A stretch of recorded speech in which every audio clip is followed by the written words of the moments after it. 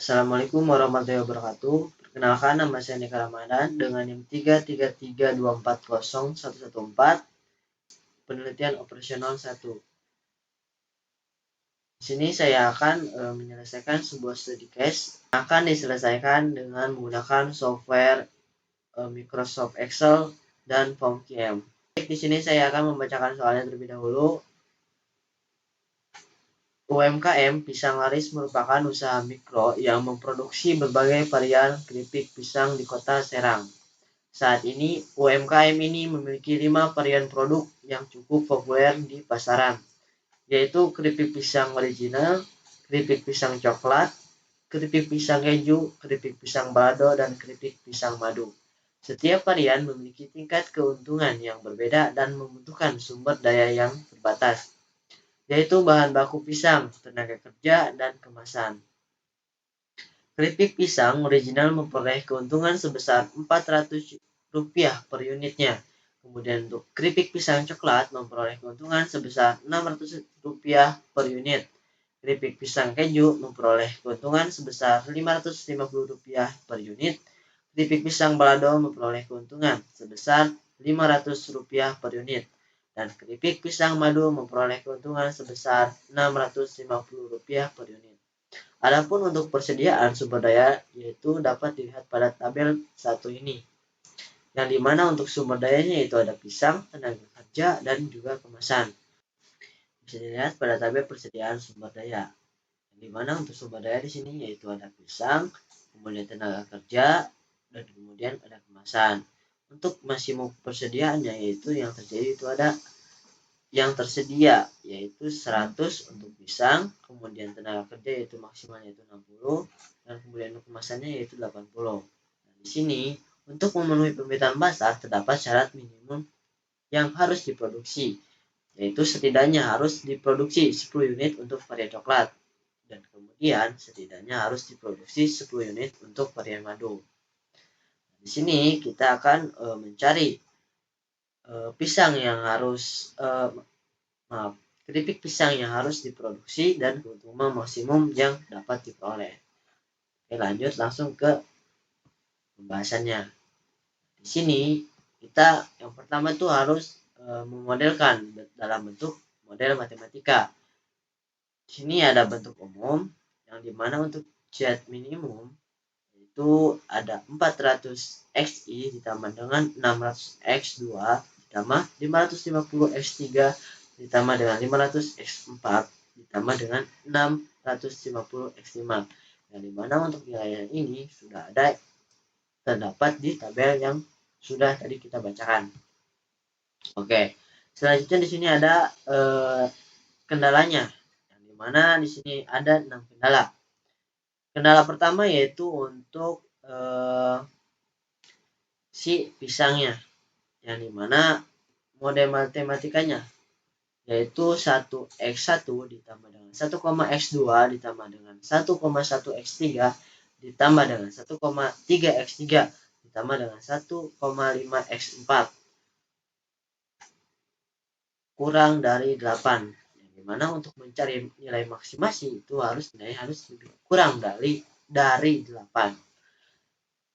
Yang kedua di sini ada untuk tenaga kerjanya, yaitu ada 0,5xi ditambah dengan 0,8x2 ditambah dengan 0,6x3 ditambah dengan 0,7x4 ditambah dengan 1x5 lebih kurang dari 60. Kemudian untuk kendala yang ketiga yaitu untuk kemasan, yaitu ada 1x1 ditambah dengan 1x2 ditambah dengan 1x3 ditambah dengan 1x4 ditambah 1x15 itu harus kurang dari sama dengan 80. Nah, untuk yang x2 nya itu yaitu permintaan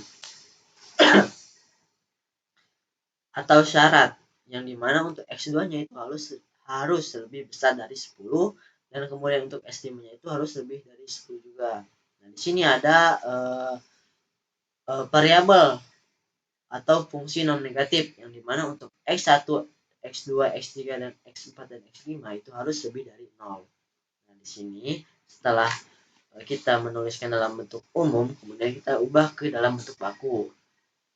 Untuk yang kendala yang pertama itu kita harus menambahkan variabel slack. Kenapa? Ya karena di sini itu ada tanda harus kurang dari sama dengan, yang dimana tanda kurang dari sama dengan ini harus ditambah dengan slack. Kemudian untuk kendala yang kedua juga sama. Untuk yang selanjutnya di sini yaitu ada kendala nomor 4, yang dimana di sini bahwa untuk X2 itu lebih besar dari 10. Maka apabila tandanya lebih besar itu kita harus menambahkan si surplusnya.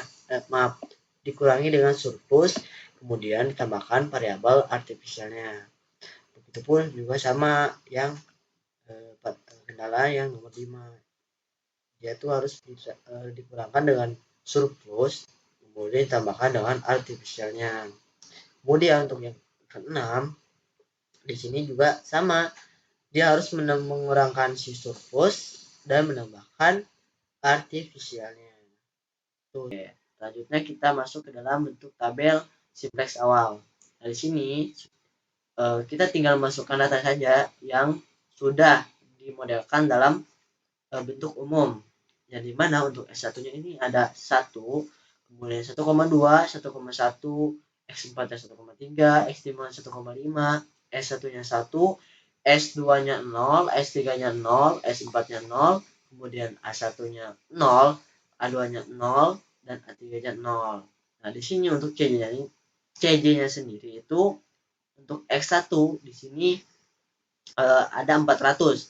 Kemudian X2-nya itu 600, kemudian X3-nya itu 550, X4-nya 500, kemudian X5-nya 650, dan untuk S1 atau select yang pertama itu 0, yang kedua itu 0 juga, dan untuk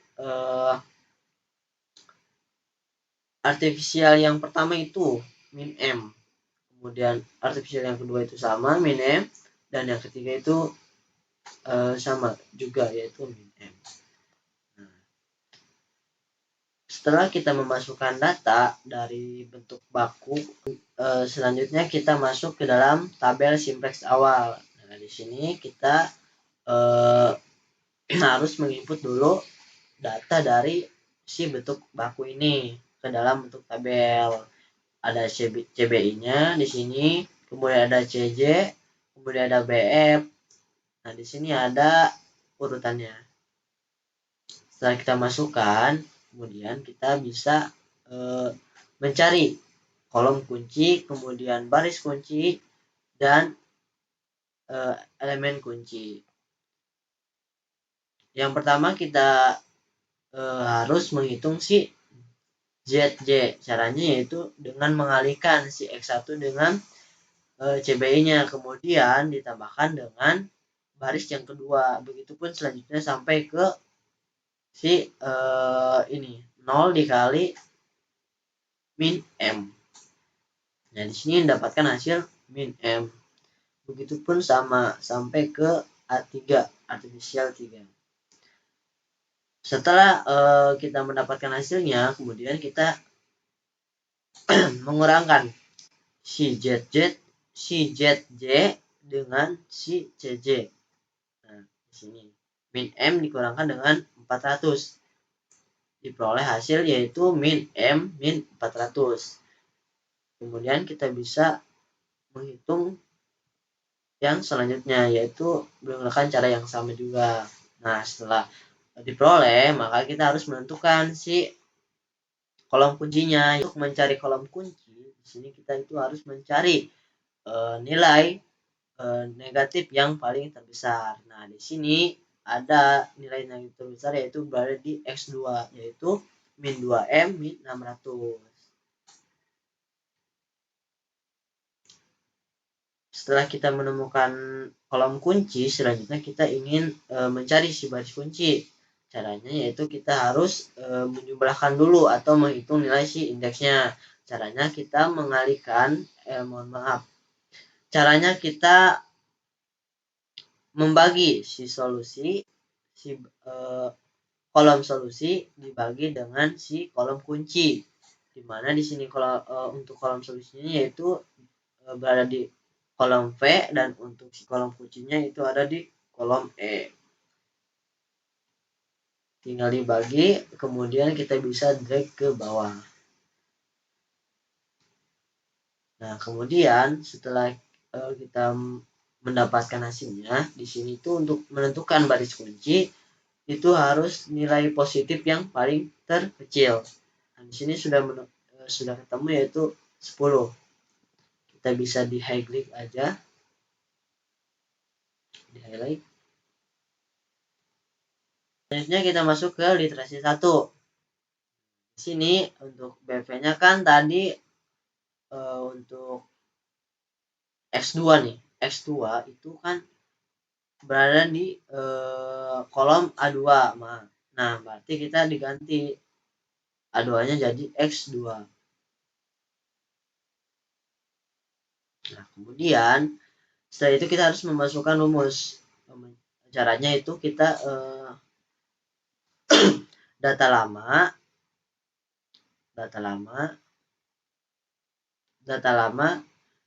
dikurangi dengan si kolom kunci, kemudian dikali dengan baris kunci, dan kemudian dibagi dengan kolom kunci dengan elemen kunci. Jangan lupa kita harus mengunci si kolom kunci sebanyak 3 kali, kemudian untuk baris pertama yaitu 2 kali, dan untuk elemen kuncinya itu 1 kali. Nah, setelah mendapatkan nilainya, kemudian kita bisa drag dari atas sampai ke bawah. Kemudian kita menghitung si nilai X2-nya, di mana baris kunci itu dibagi dengan elemen kunci. Kemudian tinggal di drag.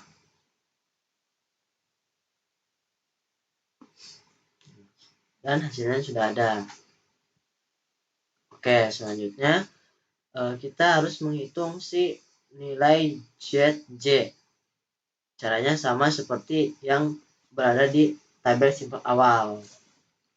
Nah, kemudian setelah itu kita ingin mencari baris kunci. Caranya kita harus menentukan terlebih dahulu kolom kuncinya, yaitu kita harus mencari nilai negatif paling terbesar, yaitu berada di X5. Nah, setelah kita menemukan kolom kunci, selanjutnya kita harus menghitung nilai indeksnya. Nilai indeks ini didapat dari solusi dikali dengan kolom kunci.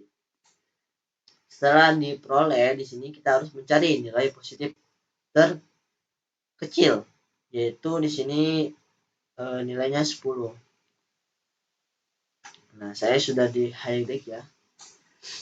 Kemudian setelah itu selanjutnya, karena di sini Z-nya itu masih negatif, nah berarti itu kan belum mencapai nilai optimal. Oke, lanjut ke literasi kedua. Karena di literasi 1 itu belum mencapai nilai optimal. Nah, di literasi 2 itu kita sama seperti literasi 1 caranya. Yang pertama kita harus menghitung si data lama dikurangi dengan si kolom kunci, kemudian dikali dengan baris kunci, dan dibagi dengan elemen kunci. Jangan lupa dikunci dan jangan lupa dikunci dengan menekan tombol Fn F4. Nah, setelah itu kita harus menghitung si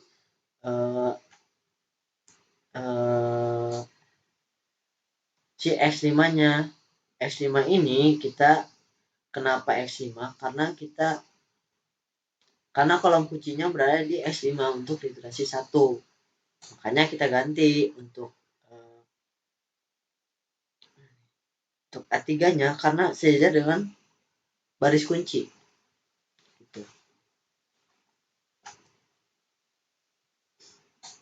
Jangan lupa kita menghitung si X5-nya dengan rumus baris kunci dibagi dengan elemen kunci. Jangan lupa di kunci untuk si elemen kuncinya, untuk di kolom H29 sebanyak 1 kali.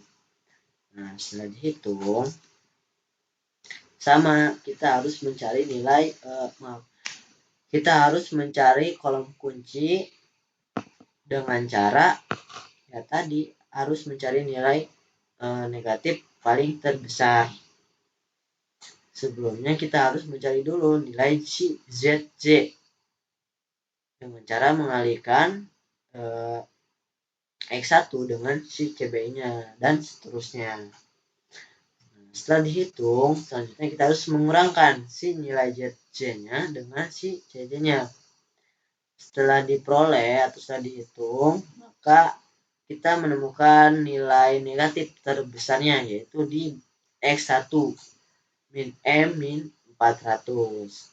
Nah, setelah itu kita harus menghitung nilai indeks karena kita ingin mencari si baris kuncinya. Dengan cara tadi kita harus mengalihkan si kolom solusi dengan si kolom kunci. Nah, di sini saya sudah meng-highlight-nya bahwa untuk baris kuncinya berada di 60. Begitupun untuk literasi 3, literasi 4 itu sama. Dan untuk nilai optimum di sini saya menemukan di literasi 5 bahwa untuk nilai ZJ di sini nilainya sudah positif semua. Karena untuk mencapai nilai optimal bahwa di sini itu harus nilai ZJ itu harus bersifat positif, tidak boleh ada yang negatif. Mengapa? Karena di literasi 4 di sini itu masih ada nilai yang negatif di S3, makanya dilanjut dengan literasi kelima. Kemudian kita bisa hitung nilai optimalnya dengan rumus si solusi dikali dengan si CBI-nya. Di sini diperoleh sehingga diperoleh untuk nilai optimalnya yaitu 47.000. Oke, selanjutnya kita ke software POM-QM. Nah, di sini saya sudah sebelumnya sudah mengisi tabel dengan data yang sudah ada. Sebelumnya teman-teman nanti sebelum mengisi ini nanti teman-teman bisa mengklik ke linear programming, kemudian teman-teman bisa memilih si batasan masalahnya atau constraint-nya. Di sini saya menggunakan 5 constraint, di mana ada pisang, tenaga kerja, kemasan, pisang coklat, dan pisang madu. Dan untuk variabelnya di sini saya menggunakan 5 variabel, yaitu keripik pisang original yaitu X1, kemudian X2-nya itu keripik pisang coklat, X3-nya keripik pisang keju, X4-nya keripik pisang baldo, kemudian X5-nya keripik pisang madu. Kemudian kita bisa mengklik si solve sehingga muncullah data nilai optimal yang kita cari, bahwa untuk nilai optimal di sini yaitu sebesar 47.000 untuk keuntungannya. Berarti dia harus memproduksi si keripik coklat yaitu 10, kemudian untuk keripik pisang madu dia harus memproduksi sebanyak 25 dengan keuntungan maksimum yaitu 47.000. Oke teman-teman. Baik, kurang lebihnya mohon maaf. Sekian dari saya. Wassalamualaikum warahmatullahi wabarakatuh.